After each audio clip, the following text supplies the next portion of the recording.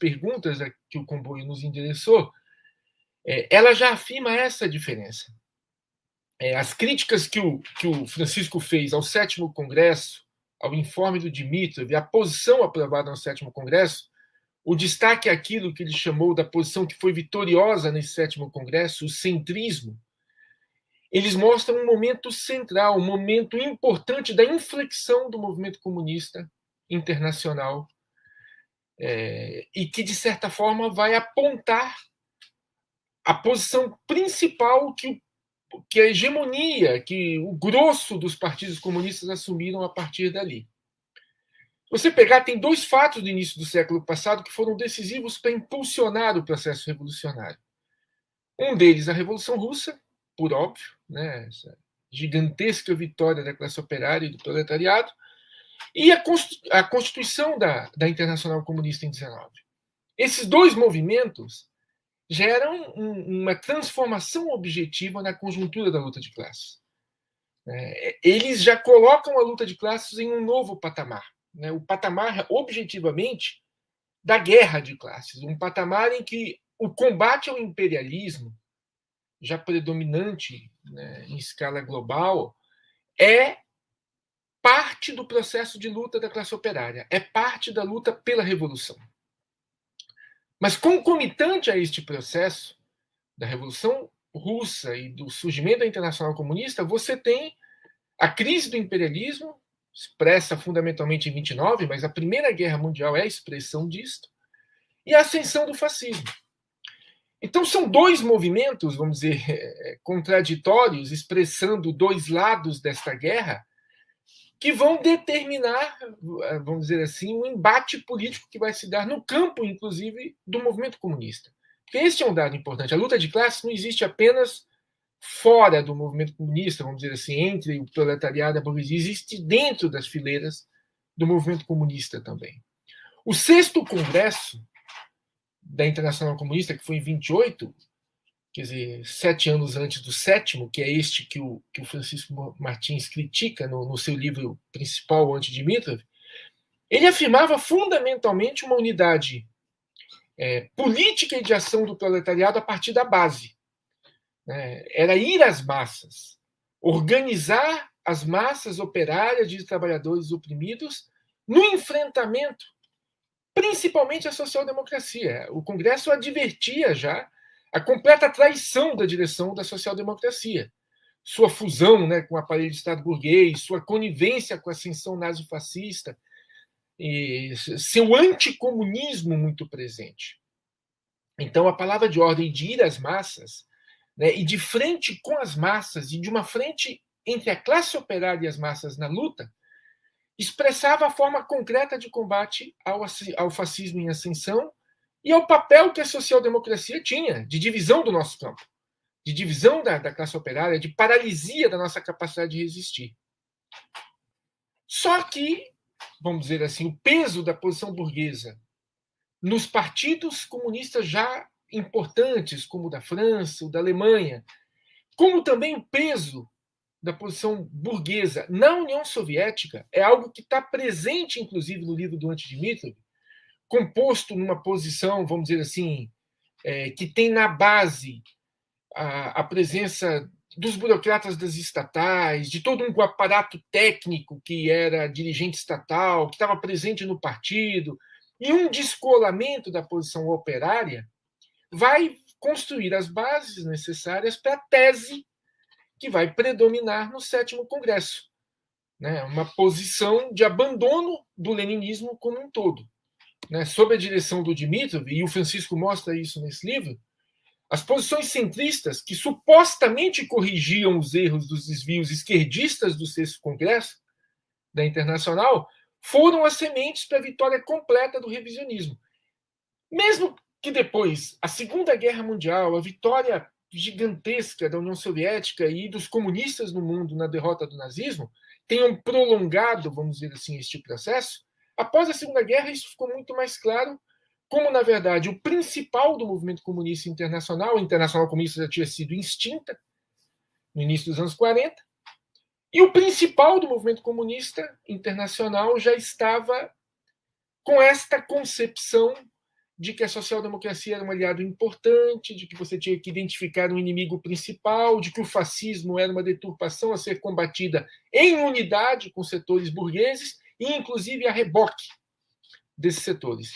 Esse processo vai se radicalizar na União Soviética, o 20º Congresso é uma expressão disso, quando até no papel as posições burguesas estão colocadas, enfim, e vai caminhar na situação que nós estamos vivendo.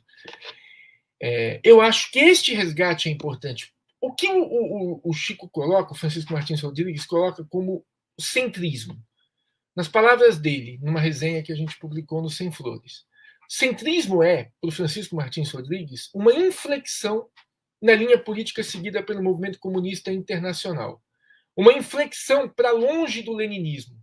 Inflexão causada pelo predomínio de uma política oportunista, derivada da influência de posições pequeno-burguesas nos partidos comunistas e da ofensiva da burguesia e do capital sobre a classe operária.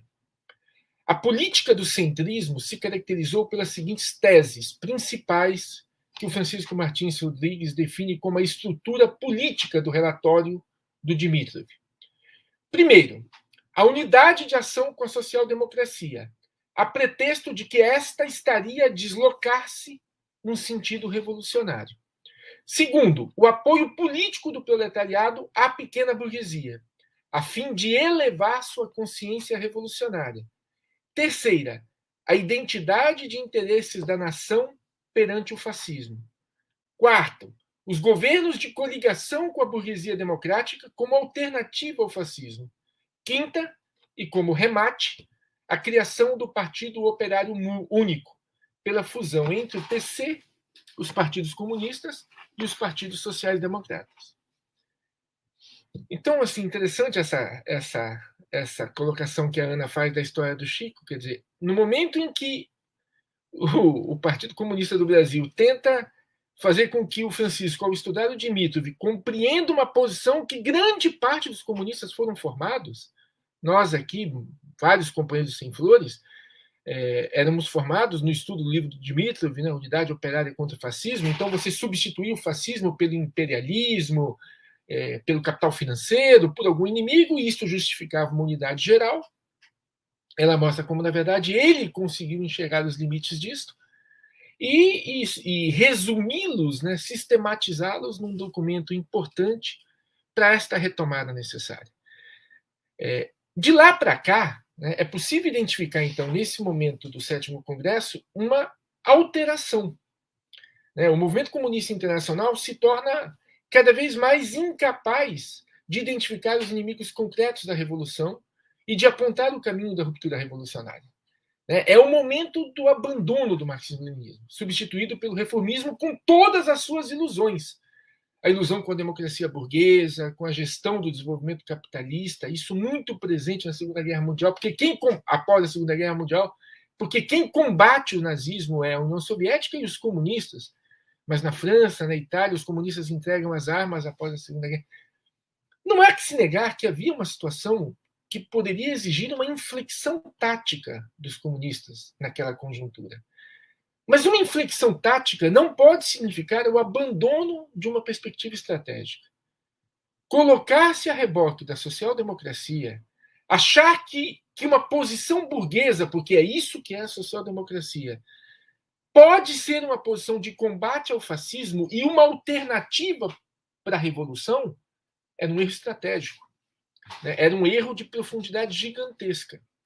E que vai gerar no que se tornaram os partidos comunistas na Europa, o eurocomunismo, que a Ana identificou, e o que aconteceu na União Soviética posteriormente. Quer dizer, essas posições elas predominaram e puderam construir o caminho para a destruição dessa alternativa de ruptura. Não é à toa que nos processos revolucionários, não é à toa que os partidos comunistas que foram incorporando estas posições do 7º Congresso foram aos poucos abandonando o caráter proletário dos seus programas e de sua prática concreta e substituindo por etapas nacionais ou democráticas, né, no caminho e nos programas de suas revoluções. Então, do que se tratava era fundamentalmente de enfrentar um inimigo externo, reforçando o caráter nacional, ou uma forma política ditatorial, reforçando aspectos democráticos e democráticos burgueses. Então, essa vitória da posição burguesa no seio do movimento comunista foi decisiva para levarmos a uma situação que é que nós estamos vivendo hoje, né, da crise no movimento comunista internacional. E aí eu parto para tentar responder um pouco a segunda pergunta que o Comboio nos encaminhou.